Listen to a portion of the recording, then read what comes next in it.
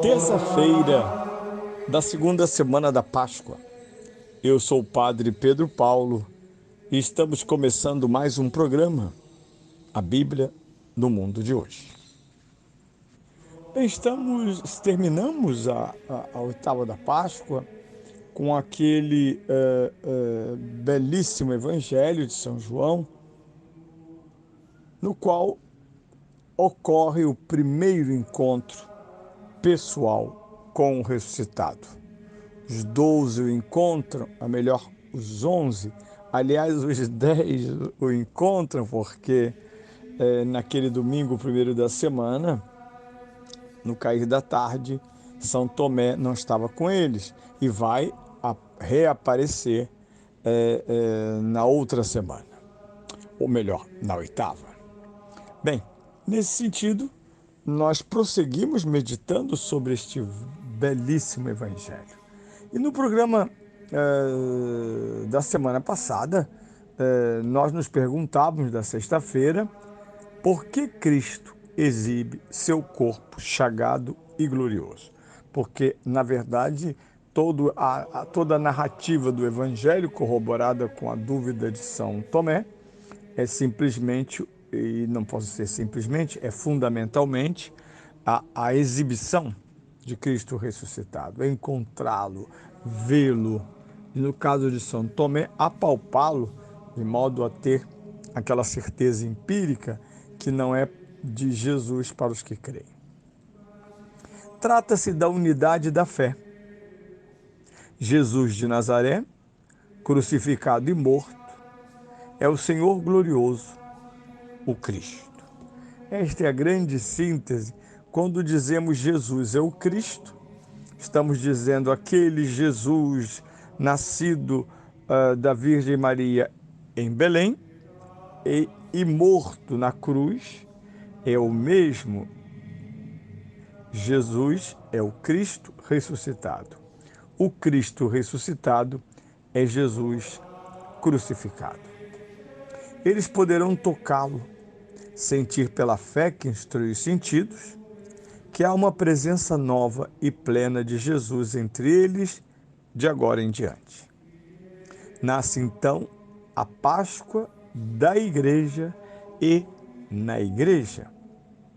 Assim diz o texto: os discípulos alegraram-se ao ver o Senhor.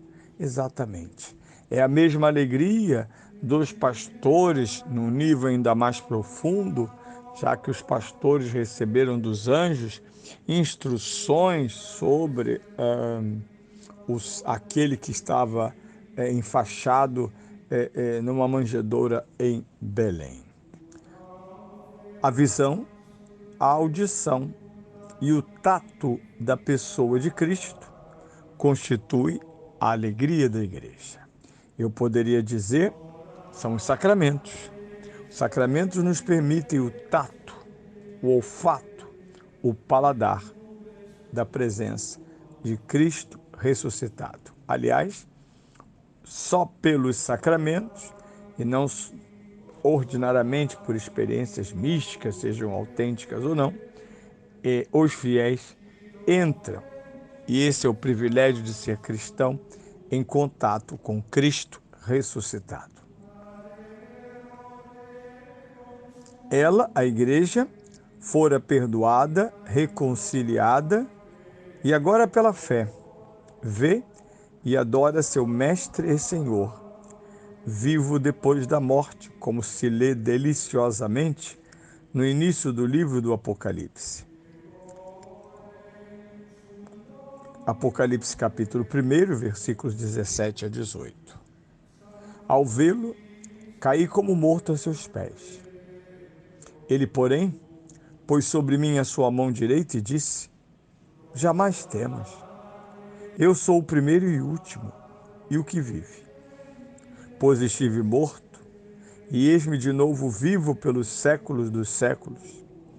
Tenho as chaves da morte e da região do Hades.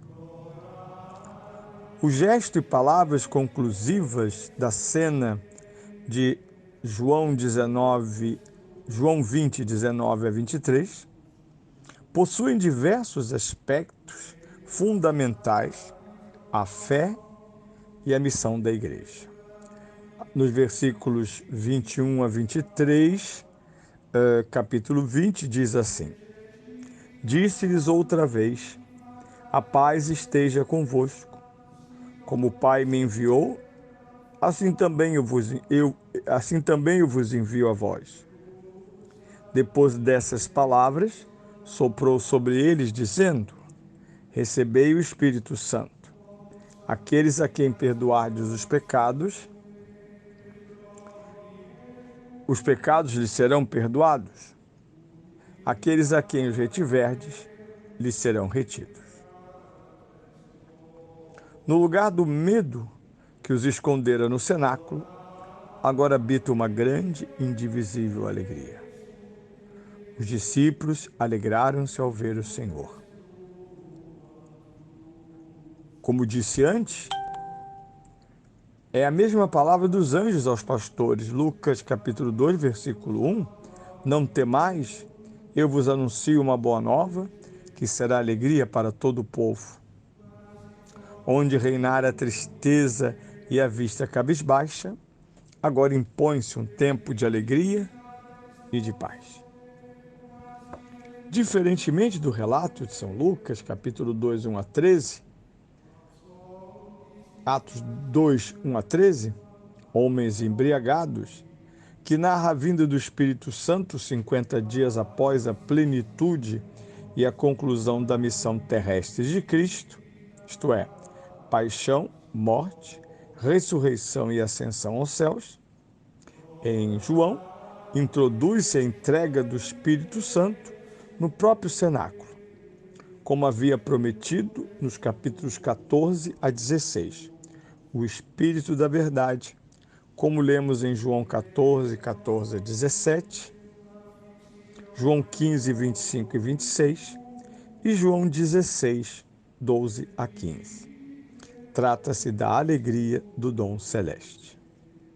Agora, a Igreja dos Apóstolos é a primeira destinatária do dom escatológico do Espírito, nossa participação definitiva na vida divina aqui na Terra e introdução mistagógica nos sacramentos.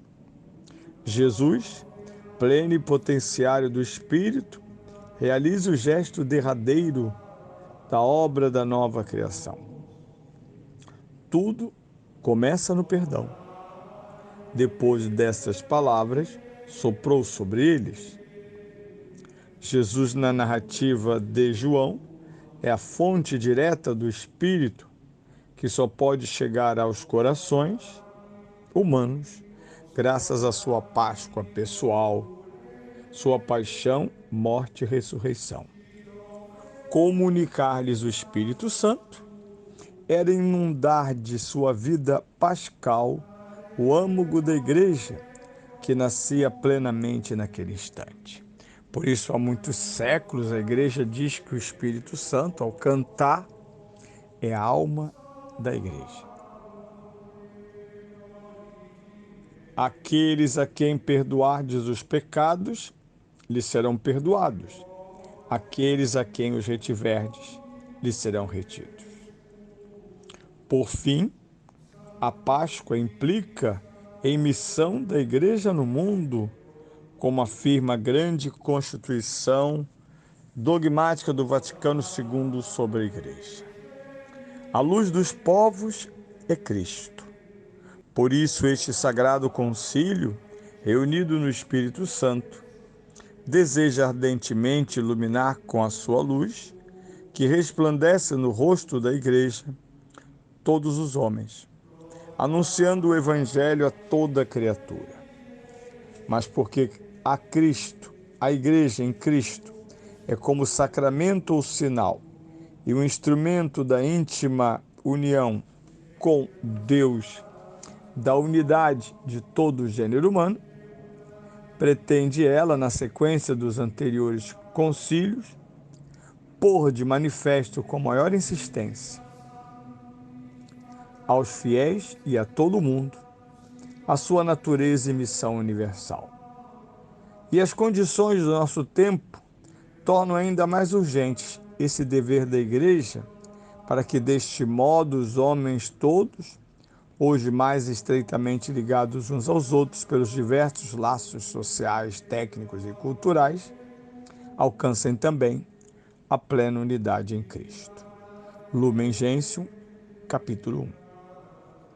Pela infusão e doação do Espírito Santo aos apóstolos no cenáculo, iniciava-se a missão escatológica da Igreja, qual sacramento da reconciliação, ou no dizer de Lumen Gentium, a Igreja em Cristo é como que sacramento ou sinal, instrumento da união, de íntima união com Deus e da unidade de todo o gênero humano, que anuncia de modo eficaz a possibilidade dos homens se salvarem, o perdão da cruz no sopro do ressuscitado.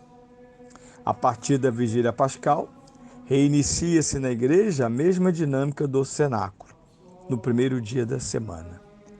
A visão e audição do ressuscitado, a recepção de seus gestos fundadores, a doação escatológica do Espírito, fonte absoluta da reconciliação humana.